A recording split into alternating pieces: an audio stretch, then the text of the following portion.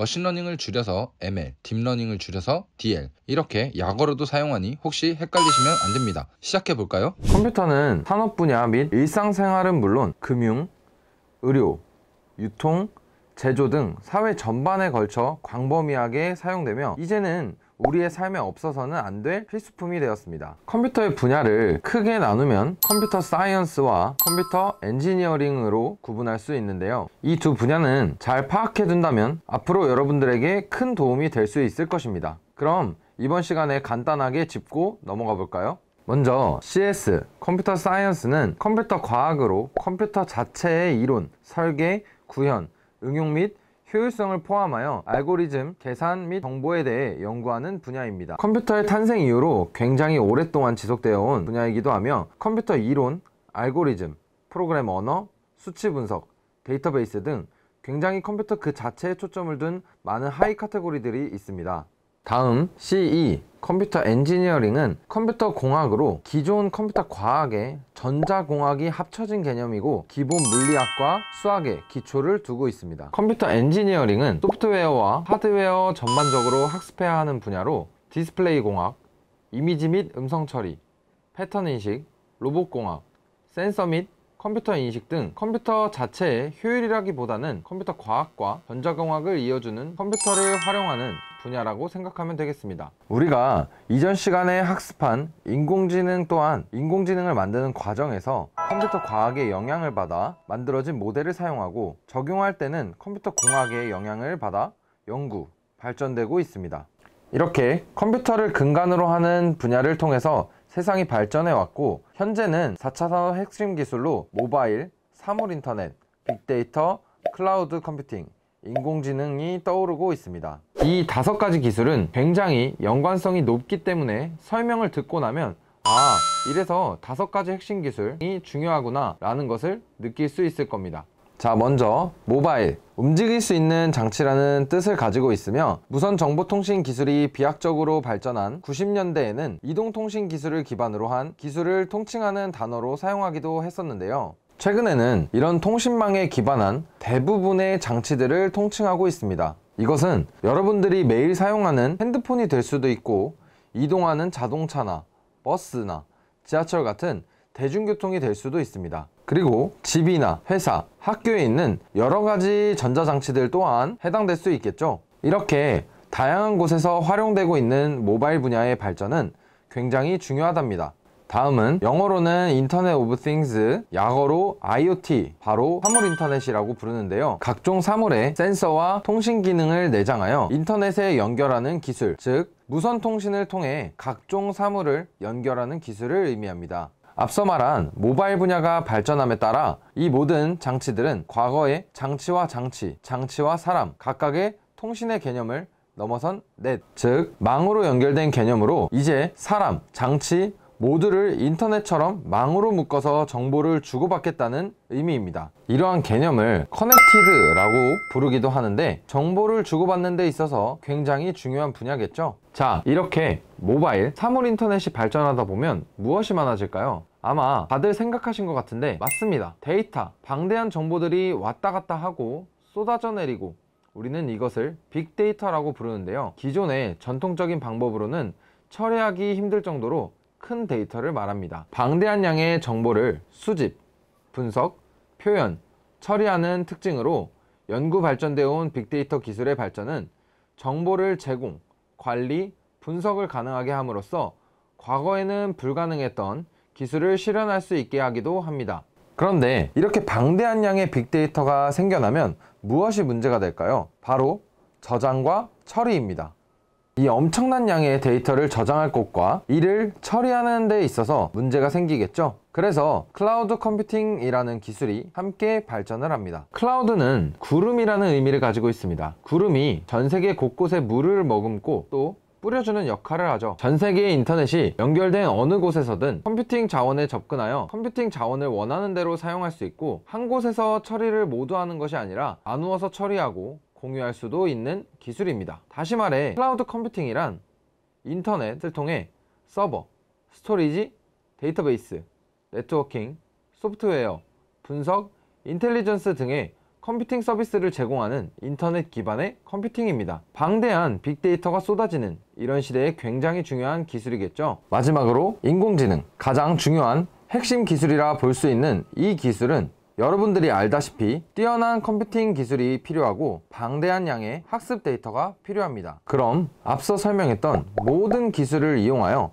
데이터를 분석하고 결과를 도출하여 판단까지 하는 것은 인공지능이 담당합니다. 굉장히 중요하고 핵심적이죠. 이러한 5가지 핵심 기술을 통해서 여러 가지 기술들이 파생되고 탄생하고 있습니다. 우리는 이 핵심이 되는 인공지능의 주요 응용 분야를 크게 6가지 전문가 시스템, 자연어 처리, 데이터 마이닝, 음성인식, 컴퓨터 비전, 지능 로봇 영역으로 살펴보겠습니다. 전문가 시스템은 특정 분야에 대한 전문 지식을 체계화하여 시스템화하고 인공지능이 문제에 따른 해결책을 제공하며 활용됩니다. 자연어 처리는 사람의 언어를 인공지능이 분석하고 판단하여 해석해주는 분야를 의미하고, 데이터 마이닝은 방대한 양의 데이터에서 유용한 정보를 추출해내는 것을 의미합니다. 음성인식은 사람의 음성 언어를 컴퓨터가 해석, 즉 주파수로 나타나는 음성을 분석하여 그 내용을 문자 데이터로 보여주는 것에 활용되는 분야를 의미하고, 컴퓨터 비전은 사람의 눈과 같이 기계의 시각정보 해석에 해당하는 분야로 물체를 인식하고 판단하는 인공지능이 굉장히 많이 활용되고 있는 분야입니다.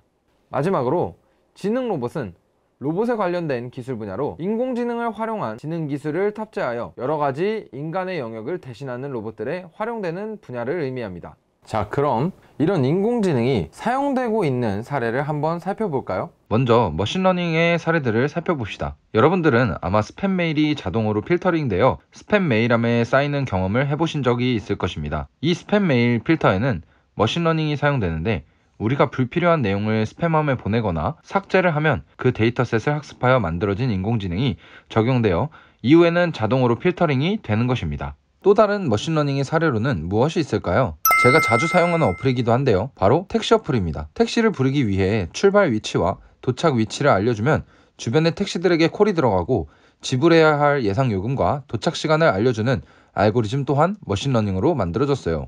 배달, 택배, 예약, 주문 등의 어플에서도 다양한 머신러닝의 사례를 찾아볼 수 있는데요. 지역, 하루 중 시간, 날씨, 전반적인 고객 수요 등을 기준으로 학습하여 우리가 미리 정보를 알고 사용할 수 있는 것이랍니다. 자, 다음으로는 이 딥러닝이 활용되고 있는 사례를 한번 살펴볼까요? 아마 여러분들도 한 번쯤 들어보거나 사용해 봤을 거예요. 첫 번째 사례로 사람의 얼굴이나 신체를 휴대폰 카메라로 인식하고 스티커를 붙이거나 얼굴 모양을 보거나 하는 기술을 이용한 스노우나 틱톡 같은 어플이 있는데요. 이런 카메라를 사용하는 어플에는 얼굴 인식, 얼굴 구별하기, 얼굴 위치 찾기 등과 같은 다양한 인공지능 기술이 적용되어 활용되고 있습니다. 다음으로 띵큐허브, 기가지니, 카카오 미니 등과 같은 음성인식이 가능한 인공지능 스피커입니다. 음성인식 인공지능 비서라고 부르기도 하며 음성 입력 및 인식, 자연어 처리, 판단 결과, 피드백 과정으로 작동합니다. 이러한 음성인식에는 딥러닝 알고리즘이 활용되어 아주 빠르게 발전하고 있습니다.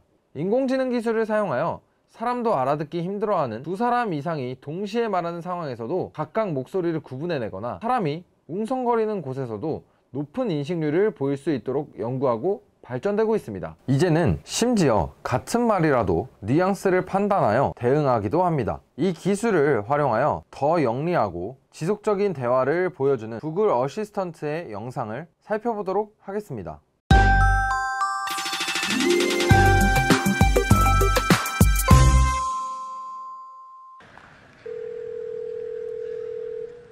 How can I help you? Hi, I'm calling to book a women's haircut for a client. I'm looking for something on May 3rd. Sure, give me 1 second. Mm-hmm. Sure, what time are you looking for around? At 12 p.m. We do not have a 12 p.m. available. The closest we have to that is a 1:15. Do you have anything between 10 a.m. and 12 p.m.? Depending on what service she would like. What service is she looking for? Just a woman's haircut for now.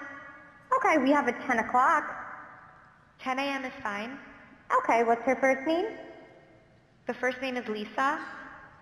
Okay, perfect. So I will see Lisa at 10 o'clock on May 3rd. Okay, great. Thanks. Great. Have a great day. Bye.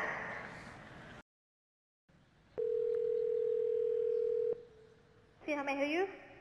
Hi, I'd like to reserve a table for Wednesday the 7th. For 7 people? It's for 4 people. 4 people when?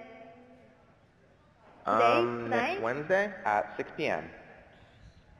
Oh, actually we reserve for like after like 5 people. For 4 people you can come. How long is the wait usually to be seated? For when, tomorrow or weekday or?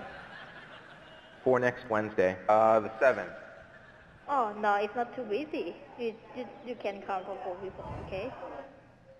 Oh, I gotcha. Thanks. Bye bye. 굉장히 놀랍죠?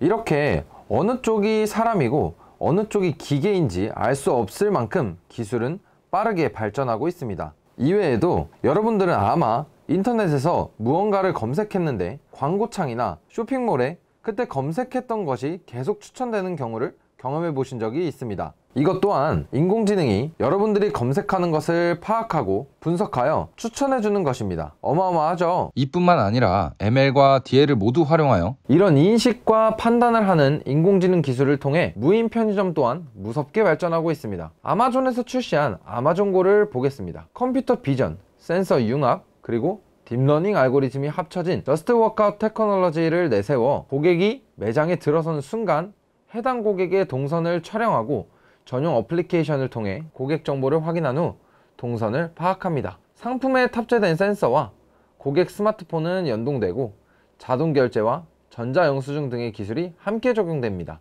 이처럼 각광받고 있는 4차 산업 기술과 인공지능 기술의 활용 사례에 대해서 알아보았는데요. 사례가 너무 많죠. 머신러닝과 딥러닝은 비슷한 것 같지만 쓰임새가 약간 다릅니다. 머신러닝은 보다 단순한 상황이나 엄청나게 많은 데이터들이 필요하지 않은 상황, 그리고 문제를 일으켰을 때 사람이 개입하여 해결을 하고 학습 데이터를 만들어 학습하기도 합니다. 딥러닝은 많은 양의 데이터가 주어지는 경우 굉장히 인간의 뇌 구조에 가깝게 스스로 업데이트되며 보다 복잡한 상황에서 활용을 하게 됩니다. 우리도 인공지능을 학습하여 이러한 흐름에 올라탑시다. 자, 이제 AI 미션 클리어를 작성하면서 더 많은 사례들을 찾아보고 친구, 가족들에게도 소개해주세요. 저도 기다리고 있겠습니다.